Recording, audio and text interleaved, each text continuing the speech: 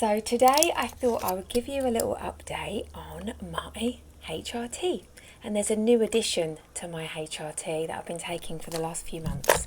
So for those of you that don't know me, my name is Kate. I live in Valencia. I'm a menopause coach. I'm a life coach and a menopause yoga teacher and a menopause wellbeing practitioner. I've been on this journey myself for over a decade. I'm 2 years post-menopause. And I navigated 10 years naturally, just using supplements and implementing, practices into my lifestyle. So I'm very much about supporting women wherever they're at. And I know for me, the whole idea of HRT was a big no-no. And then I had a few little breakthroughs. When I trained in menopause yoga, they talked about it a lot and it kind of opened my mind to HRT. And then my own personal journey, and I have got other videos about this as well, was that I started to get, I'd navigated lots of symptoms, but the one that really made me really consider HRT more seriously was my low back pain. And so often, if you're not aware of this, what can happen is as our estrogen starts to kind of do crazy things and decline inevitably post, once we've gone through that one day of menopause, that moment of menopause, this can also happen in perimenopause as well, but our estrogen fluctuates and it tends to kind of start to decline in later perimenopause and postmenopause. And I'd experienced back pain in perimenopause and also frozen shoulder as well. That took me quite a while to realise that was a symptom.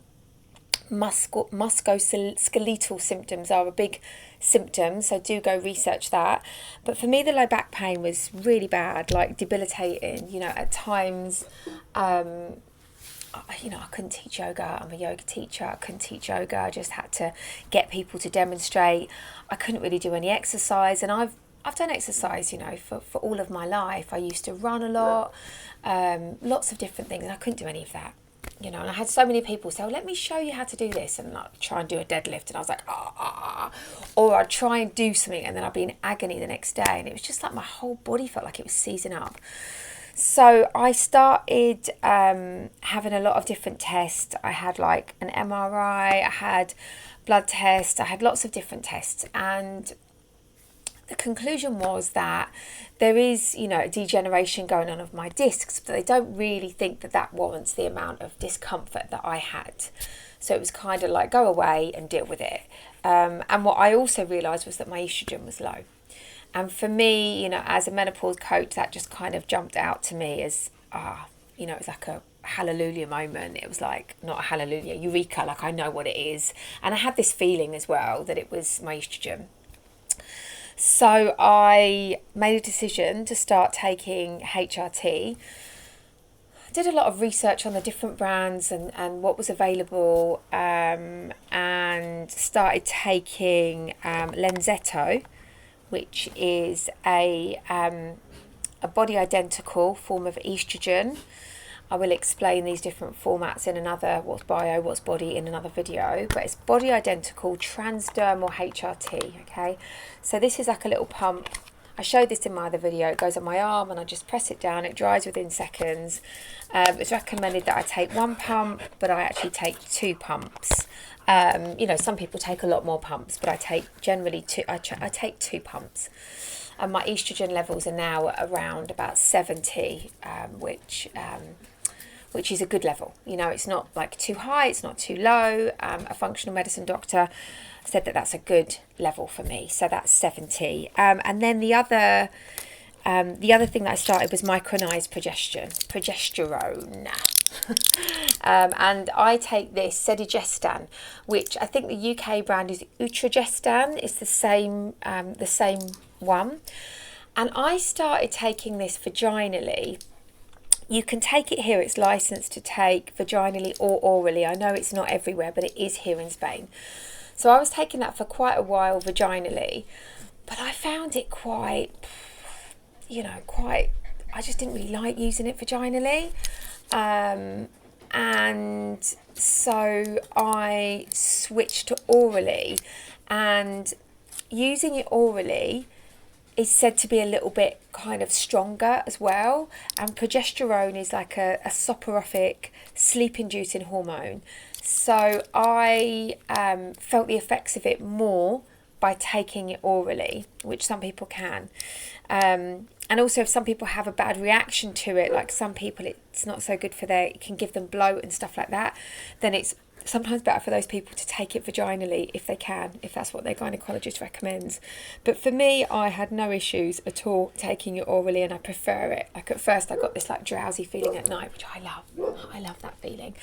But now I don't get that. I take this in the evening, I take my estrogen in the morning, and I take my progesterone in the evening, probably around kind of 8 o'clock I take it. Definitely improved my sleep. So quite early on, within a month, 6 weeks, I started to notice massive differences in my back pain, in the way I felt, in low mood.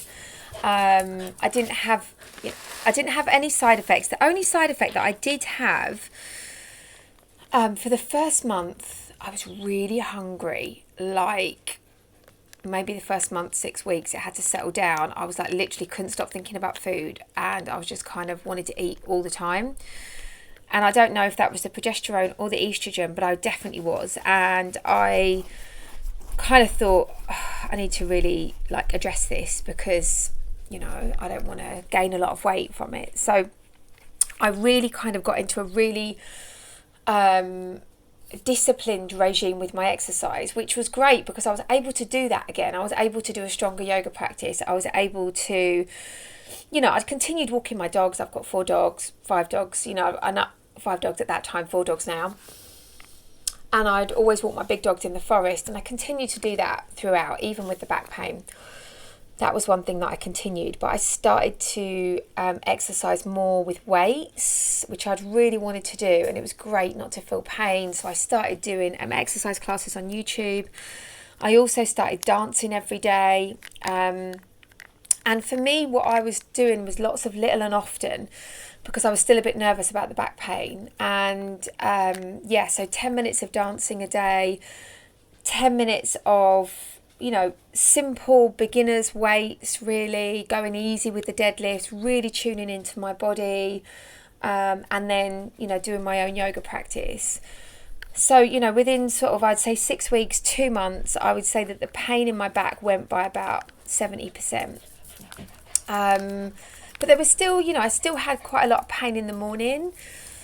And then, so I went back to my gynae, all was good with my bloods. You know, as I say, I feel very lucky that I didn't have any side effects, but, you know, I do all of the things as a coach. You know, I have a 5-step protocol that I recommend to my clients that I do follow. You know, the exercise was the missing piece of the jigsaw for me, but nutritionally, you know, I follow the Mediterranean diet. I'm very conscious about how I eat. I do time restricted eating. I train 5 days a week. I do yoga most days. I walk, you know, so I do all the things. I don't drink. I drink occasionally. You know, I have, like, if I go out, I have a G&T or a couple, and I'm fine with that, but I don't drink, you know, regularly. It's like a special occasion, or if I go out once a month or something, I might drink. So everything was going really, really well. But I did still have a little bit of back pain, had issues with my libido, and sometimes I'd feel the low mood a little bit. So I went and saw my gynaecologist in April this year, 2025. So it's now just coming into August, July. So that's April, May, June, July, 4 months. I was shocked that I managed to get testosterone, because I did a lot of research about testosterone, and a lot of women describe testosterone as like the missing piece of the jigsaw, and I thought that's not going to be easy to get here in Spain, because it's just not easy to get anything here in Spain. And I went to see a new gynaecologist, and she was very receptive, and one of the main drivers for me actually was the libido. I'm actually not with my boyfriend anymore, so that's not such an issue.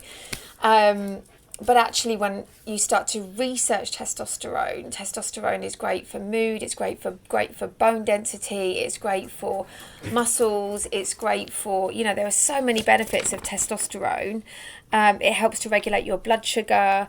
They say it's good for your skin, and it increases your muscle mass. And as we age, you know, especially as we go through postmenopause, we're losing muscle mass. So anything that can give more muscle mass is great. So I started taking this 4 months ago.